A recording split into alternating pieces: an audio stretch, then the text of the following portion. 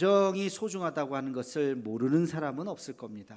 시대가 점점 지나가면서 이 시대가 가정의 소중함을 더 간절히 원하는 시대가 되어가고 있는 것 같아요. 예전보다 가정이 많이 해체된다 그러죠. 그럴수록 가정이 정말 중요하구나 하는 가정의 소중함, 가정의 중요성을 우리는 더 깊이 생각하게 됩니다.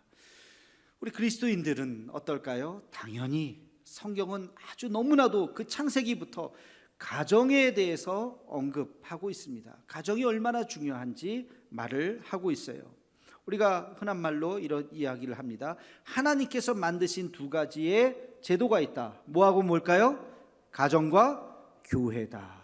그것을 하나님이 만드셨어요. 창세기에 보면 하나님께서 가정을 만드셨고 성령님을 통해서 교회라고 하는 아름다운 공동체, 이것은 하나님께서 만드신 거예요. 여러분, 물론 국가도 중요하고 민족도 중요합니다. 우리가 국가를 사랑하고 우리가 한민족으로서 또 민족을 사랑하지만 사실은 이것은 하나님이 만드신 것이 아니에요. 이것은 역사적 산물입니다. 국가라고 하는 개념은 불과 한 200여 년밖에 되지 않아요. 그전에는 사실 민족 개념이었고 그 이전에는 부족 개념이었고, 국가와 민족이 중요하지만 그러나 하나님이 만드신 것은 아니죠.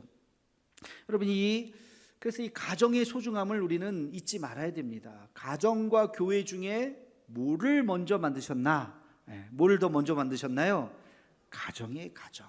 하나님께서 창세기 보면 아담을 만드셨어요. 첫사람 아담. 근데 이 아담이 혼자 사는 것이 좋아 보이지 않았어요. 독처하는 것이 좋아 보이지 않았어. 외로워 보이기도 하고 쓸쓸해 보이기도 하고 혼자 뭐하고 놀겠어요. 그래서 그 짝을 만들어 주셨는데 그 짝의 이름이 뭐예요?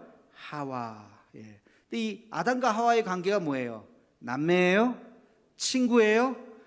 무슨 사제지간이에요? 아니에요. 둘의 관계는 부부예요. 부부라고 하는 것은 가정을 의미해요. 가정. 어떤 사람들은 그래요. 남자의 돕는 배필로 여자를 만들었으니까 자, 물 떠와.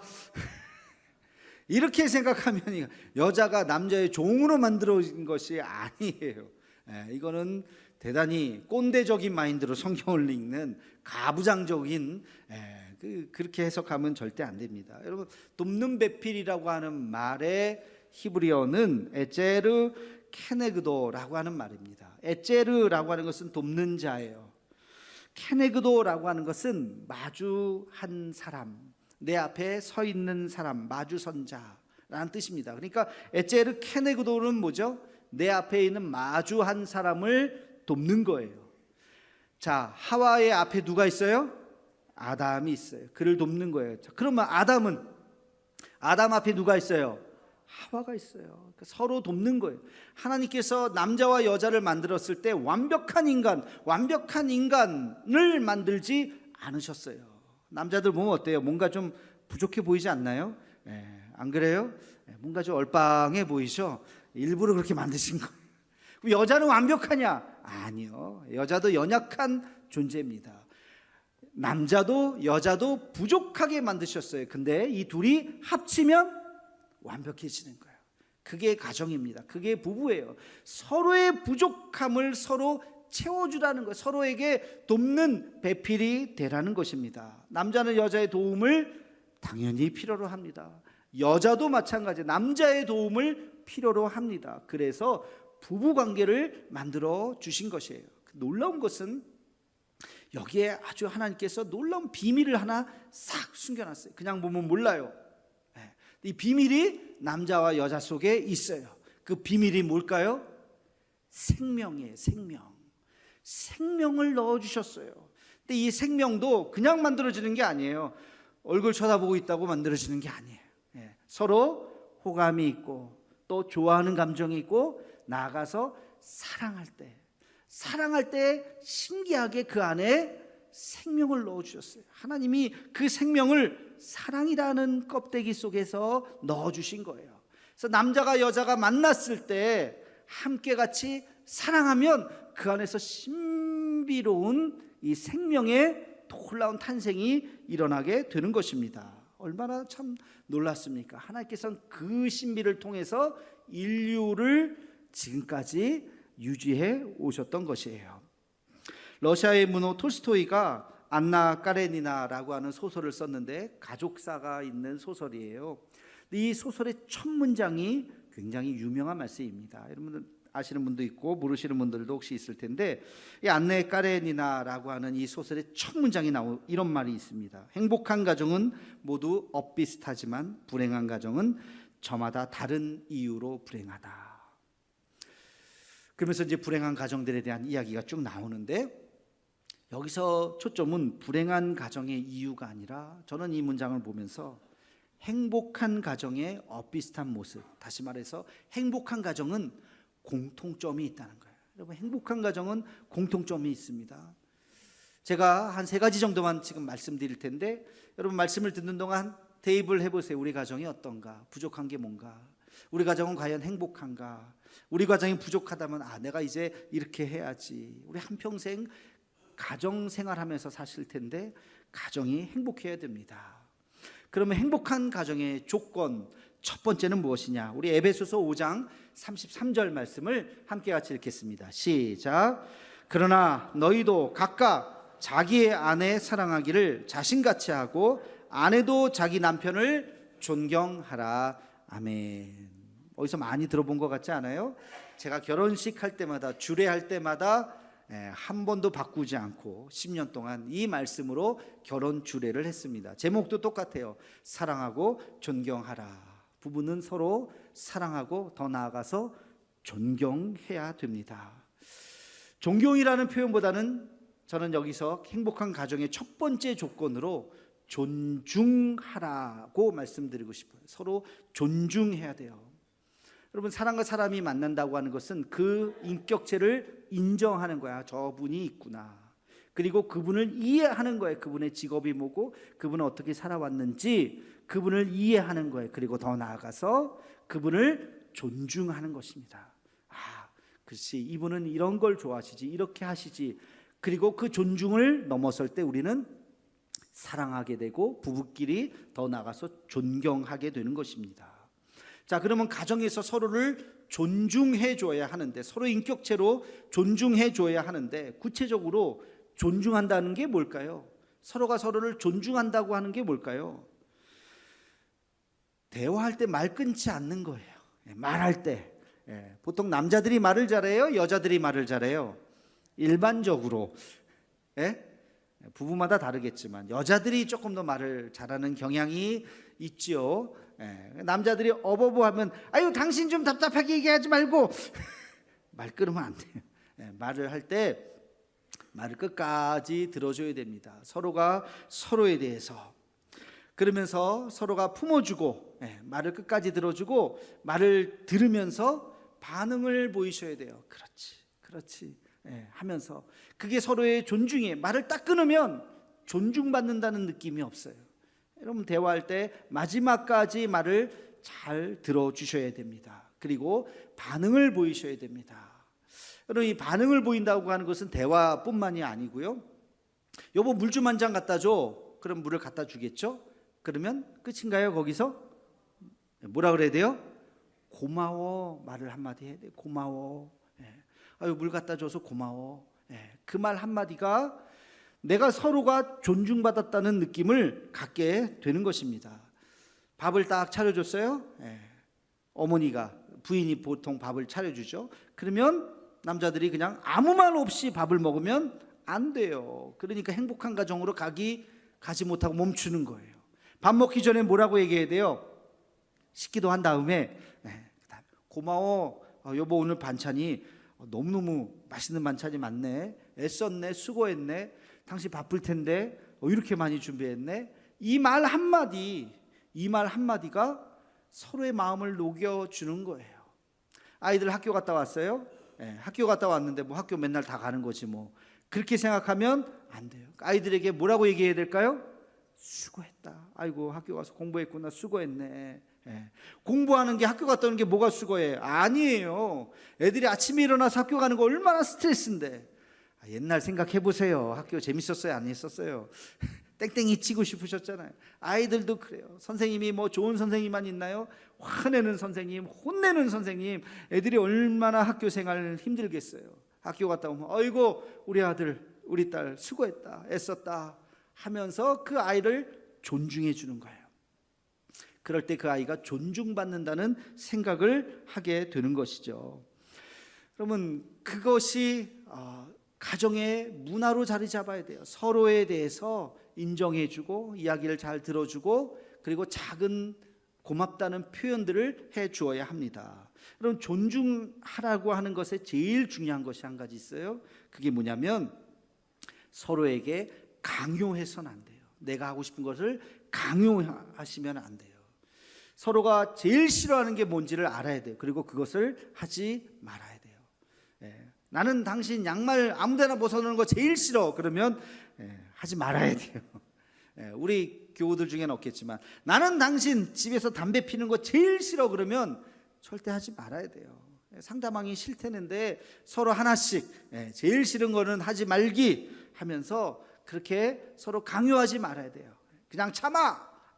그렇게 하면 아이들한테도 강요해서는 안 돼요. 서로 존중하라는 거예요. 서로 눈을 보고 서로 대화를 할 수 있어야 되고 서로 작은 행동에 고마움을 표현할 수 있어야 되고 그리고 무엇보다도 서로 강요하지 않는 것. 서로 각자의 인격이 있어요. 아이들 크면 각자의 자기 생각이 있어요. 부모님은 이렇게 하고 싶지만 그러나 그렇게 안 따라줄 수도 있어요. 그거를 그냥 그대로 인정해 줘야 돼요. 그럴 때 서로 존중하는 문화가 될 때 우리가 행복한 가정으로 한 걸음 나아갈 수 있을 줄로 믿습니다. 자, 두 번째 행복한 가정의 두 번째 조건은 아주 중요한, 여러분이 예상할 만한 바로 대화입니다. 대화는 가정의 저는 생명과 같다고 생각해요. 다시 말해서 대화가 없으면 죽은 가정이에요. 죽은 가정. 같이 한 공간에 살지만 대화가 없다? 의외로 그런 가정 많습니다. 서로 대화하지 않아요. 말하지 않아요. 부모 자식 간에, 부부 간에. 그것은 죽은 가정이에요. 여러분의 가정은 어떻습니까? 대화가 많습니까? 뭐든지 이야기할 수 있어야 돼요. 뭐든지. 요즘에 맞벌이 하시는 분들 많죠? 남편이 직장에서 어떤 일을 하는지, 또 누구랑 주로 일을 하는지, 남편의 하루는 어떻게 지내는지, 일주일은 어떻게 되는지가 부인이 알아야 돼요. 반대로 부인이 일하시는 분들, 부인은 어떤 직장에서 어떤 일을 하고 있는지, 누구랑 일을 하고 있는지, 누구랑 제일 친한지 이것을 알고 있어야 돼요. 대화하지 않으면 모르죠. 그냥 나가나 보다, 뭐 늦게 오나 보다, 그러면 안 돼요. 서로 알아야 돼요. 그리고 오늘 있었던 일, 좋은 일이든 속상한 일이든 그런 일들을 함께 저녁 식탁에서 이야기를 할 수 있어야 되는 것입니다. 여러분, 대화하면서 여러분이 생각이 달라질 수 있거든요. 나이 들면서 달라져요. 옛날엔 짜장면 좋아했다가 나이 드니까 짬뽕이 좋네. 그럴 수 있어요. 제가 이렇게 이야기하니까 어떤 분들은 목사님, 우리 집은요 말 3마디만 하면 싸워요. 5분도 안 가요. 말하다 보면 막 싸워요. 그러는 분이 혹시 있을지 모르겠어요. 왜 싸우느냐? 나쁜 대화를 하기 때문에 싸워요. 대화에도 기술이 필요합니다. 좋은 대화를 해야지 나쁜 대화하면 싸우죠. 대화의 기술을 익히셔야 돼요. 자, 대화의 기술이 뭐냐? 3가지만 기억하시기 바랍니다. 경청. 첫 번째는 경청. 경청이 뭐예요? 듣는 거예요. 언제까지? 말 끝날 때까지 참고 듣는 거예요. 듣는 거 쉽지 않습니다. 이야기하면 그래, 긍정해 주면서 이렇게 공감해 주면서 아유 그랬구나 하면서 이야기를 끝까지 듣는 거. 두 번째는 공감이에요. 아이고 그랬구나, 아이고 얼마나 힘들었어, 얼마나 아팠겠어, 아이고 참 속상하겠네 하면서 그 이야기를 듣는 거야. 아이고 당신이 그러니까 안 되지, 거봐 내 그럴 줄 알았어. 그러면 거기서 끝나는 거예요. 얘기가 뭐고. 그러니까 5분을 못 가는 거죠. 공감해 주셔야 돼요. 공감해 주셔야. 아이고 나래도 그랬겠다, 아이고 힘들었겠네 하면서 공감해 주시는. 마지막 세 번째가 I 메시지. 내 감정을 이야기하는 거예요. 지적하지 말고. 우리 자녀가 늦게 들어왔어. 너 왜 늦게 들어왔어? 지금 시간이 몇 시야? 이거는 책망이죠, 책망. 이러면 아이가 움츠려드는 거예요. 문 닫고 들어가는 거예요. 늦게 들어왔을 때 뭐라고 이야기해야 될까요? 아이고, 늦게 들어왔구나. 무슨 일이 있었어? 너가 늦게 들어오니까 아빠가, 엄마가 많이 걱정했어. 엄마가 힘들었어. 시계 보면서 언제 들어오는지. 이게 아이메시지. 내가 힘들었다는 걸 얘기해 주는 거예요. 걔를 책망하는 게 아니라, 그런 일이 있었어요. 아이고, 그래, 다음에는 늦게 들어오면 연락 좀 해. 걱정하지 않게. 그게 아이메시지라고요. 훈련이 필요합니다. 이게 첫날부터 되는 게 아니에요. 그러나 경청, 공감, 아이메시지. 여러분 이걸 꼭 기억하셔서 그렇게 대화를 하는 거예요. 지적하지 말고. 여러분 뭐 그 지적이 또 다 맞는 지적도 아니에요. 그 사람 입장에선 그렇게 할 수도 있었겠구나. 이게 공감이에요. 그럴 때 대화가 길어지는 거예요. 길어지는 거. 1시간, 2시간. 우리 아이들 다른 데 지금 다 이제 학생이 돼서 고등학교 졸업하고 가 있잖아요.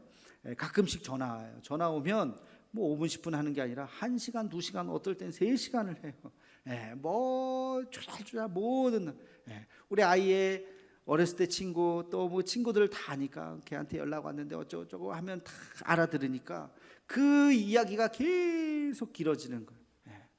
여러분 아이들이 부모님에게 얘기하고 싶을 상대가 돼야 돼요. 그래서 모든 얘기든지 무슨 얘기든지 아예 엄마 몰라도 돼가 아니라 다 아는, 모두가 다 그런 대화를 할 수 있는 우리 대도의 가족들 되기를 주의 이름으로 축원합니다. 마지막으로 행복한 가정의 조건 세 번째, 이것도 아주 중요합니다. 바로 헌신입니다. 헌신. 여러분 가정은 서로가 서로에 대해서 헌신할 수 있어야 돼요. 내가 땀 흘릴 수 있어야 돼요. 가정에 대해서. 행복한 가정은 그냥 이루어지는 것이 아닙니다. 헌신 없는 가정은, 헌신 없는 사랑은 오래가지 않아요. 사랑하죠. 부부끼리도 사랑하죠. 내 자식 사랑하죠. 사랑하지 않는 부모가 어디 있겠어요. 근데 사랑하는 것만큼 헌신해야 돼요. 땀을 흘려야 돼요.